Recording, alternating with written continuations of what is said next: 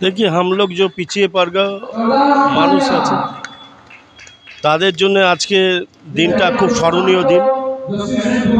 আম্বেদকর যিনি সংবিধানের মাধ্যমে সকলকে অধিকার দিয়েছেন, কিন্তু যারা এই সংবিধানকে পাল্টানোর চেষ্টা করছে, আমি সকলে পিছু वर्ग আমাদের যারা तपस्ली जाति मानुष আছে, SC ST जो भी मानुष है, ओबीसी जितना भी मानुष है, सबको बोलेंगे जो इसको खिलाफ लड़िए, नहीं तो संविधान पाल्टानोर चेष्टा करबे, संविधान विकृति करार चेष्टा करबे, निजेदेर मतन संविधान करे देशके भेदाभेद करार चेष्टा करबे।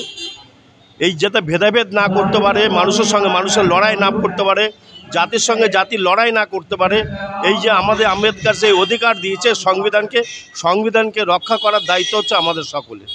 আমি চাই আজকের দিনের শপথ নেওয়ার দিন সংবিধানকে রক্ষা করা।